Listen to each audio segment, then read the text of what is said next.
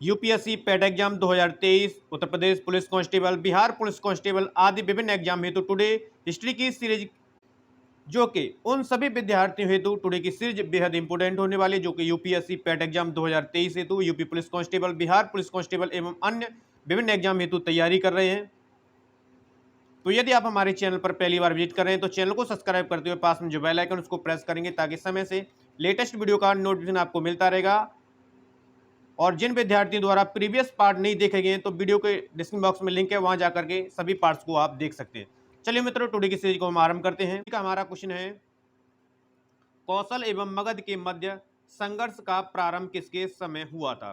एक एक प्रश्न आपकी एग्जाम की दृष्टि से बेहद इंपोर्टेंट है, इसलिए आप कंप्लीट प्रश्नों को देखें, कंप्लीट वीडियो को लगाएं और स्वयं से प्रश्न लगाने की कोशिश भी करें, देखें कि कितने सही कितने गलत हैं। तो यहां से आंसर जाएगा ऑप्शन डी, अजातशत्रु के समय में कौशल एवं मगध के मध्य में संघर्ष प्रारंभ हुआ था। और पूछा जा सकता है कि अजातशत्रु किस वंश के थे, तो ये हर्यक वंश के राजा थे। इन्हें कहा जाता है, तो इन्हें पितृहंता कहा जाता है, पितृहंता कहा जाता है। कल को यह प्रश्न बनेगा तो आपका जवाब होगा अजातशत्रु को कहा जाता है, क्योंकि इनके द्वारा अपने पिता की हत्या करके राजगद्दी को प्राप्त किया गया था। कल को यह प्रश्न बन सकता है कि इनके द्वारा किस नीति का पालन किया गया था, तो विजय और विस्तार, विजय विस्तार नीति का पालन अजातशत्रु के द्वारा किया गया था। मगध शासक बिम्बिसार का चिकित्सक कौन था। तो मगध शासक बिम्बिसार का चिकित्सक जो था वो जीवक था। कल को यहां से प्रश्न बनेगा कि बिम्बिसार किस वंश का संस्थापक था, तो यह हर्यक वंश का संस्थापक था बिम्बिसार। और जो कि मगध का सबसे प्रभावशाली राजा था, या कह सकते हैं हम सबसे शक्तिशाली राजा था, तो यह प्रश्न बनेगा तो आपका जवाब आना चाहिए बिम्बिसार होगा। इसके द्वारा राजधानी बनाई गई थी गिरब्रिज, राजगृह बनाई गई थी। बाद में उदयन के द्वारा इसे पाटलिपुत्र में स्थानांतरित कर दिया गया था। पाटलिपुत्र किस राजवंश की राजधानी थी, तो पाटलिपुत्र राजधानी थी मगध शासन की। तो यहां से आंसर जाएगा ऑप्शन डी करेक्ट जाएगा। किसने सोचा था कि प्रथम बौद्धवादी काउंसिल राजगृह में होनी चाहिए, तो प्रथम बौद्ध संगीति का जो आयोजन हुआ था वो अजातशत्रु के शासनकाल में हुआ था, यानी कि आंसर यहां से डी करेक्ट जाएगा। पूछा जाएगा कि प्रथम बौद्ध संगीति की अध्यक्षता की गई थी, तो महाकश्यप के द्वारा प्रथम बौद्ध संगीत की अध्यक्षता की गई थी, जो कि राजगृह में हुई थी अजातशत्रु के शासनकाल में।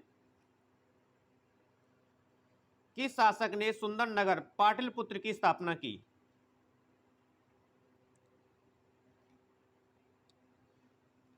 तो पाटलिपुत्र नगर की स्थापना उदयन के द्वारा की गई थी, जो कि हिरण्यक वंश का महान राजा था।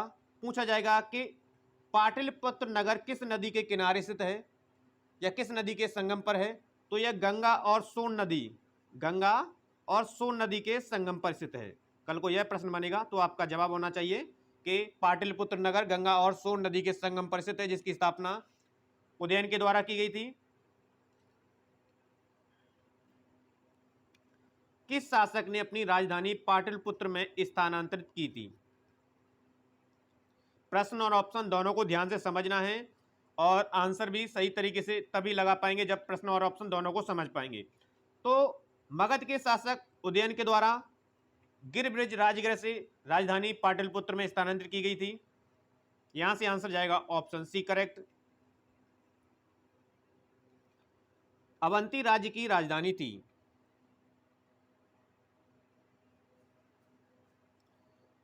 तो यहां से इसका राइट आंसर जाएगा ऑप्शन सी उज्जैन थी। पूछा जा सकता है कि अवंती कितने भागों में विभाजित था, तो यह 2 भागों में विभाजित था। तो प्रथम भाग उत्तरी अवंती, दूसरा भाग दक्षिणी अवंती।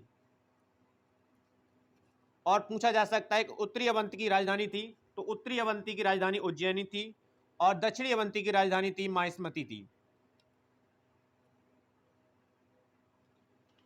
चंद्रप्रद्योत कहां का राजा था,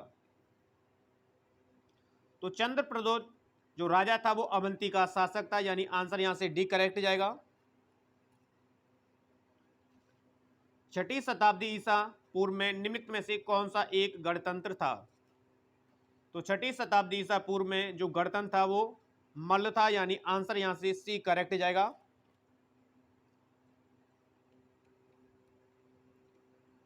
मगध की प्रारंभिक राजधानी कौन सी थी? तो मगध की प्रारंभिक राजधानी राजगृह गिरिब्रिज थी। पूछा जा सकता है कि मगध का शक्तिशाली राजा था, तो आपका जवाब होना चाहिए बिंबिसार। बिंबिसार जो था मगध का शक्तिशाली राजा था, जिसके द्वारा स्थापना की गई थी। तो हिर्यक वंश की स्थापना इनके द्वारा की गई थी।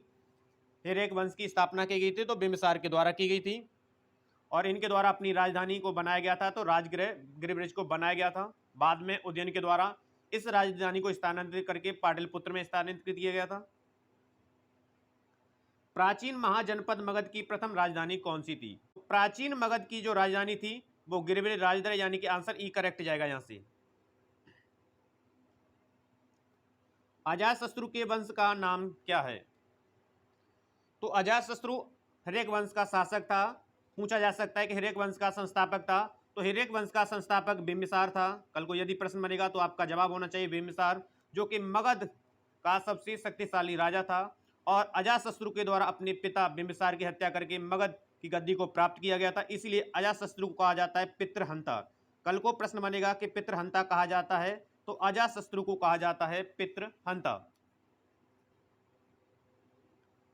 विश्व का पहला गणतंत्र वैशाली में किसके द्वारा स्थापित किया गया था?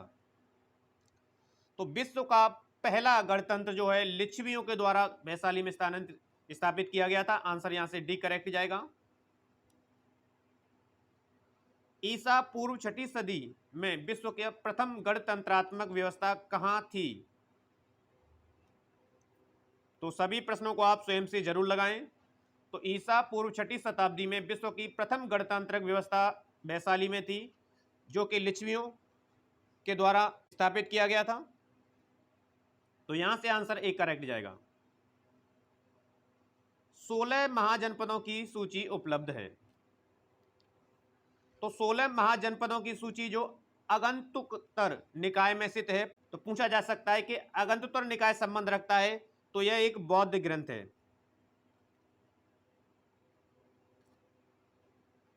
इसके अलावा एक और में जो है, जो कि एक जैन ग्रंथ है, भगवती सूत्र। भगवती सूत्र जैन ग्रंथ है, जिसमें भी 16 महाजनपदों का उल्लेख मिलता है। प्रथम मगध साम्राज्य का उत्कर्ष किस शताब्दी में हुआ था? तो प्रथम मगध साम्राज्य का उत्कर्ष हुआ था छठी शताब्दी ईसा पूर्व में, यानी कि आंसर यहां से बी करेक्ट जाएगा। पूछा जाएगा किसके द्वारा इस साम्राज्य की स्थापना की गई थी? तो बिंबिसार के द्वारा मगध साम्राज्य की स्थापना की गई थी छठी शताब्दी ईसा पूर्व में। बिंबिसार किस वंश का संस्थापक था, यह प्रश्न बनेगा। तो बिंबिसार हिर्यक वंश का संस्थापक था, जो कि मगध का सबसे शक्तिशाली राजा था। निम्नलिखित में से कौन प्राचीनतम राजवंश है?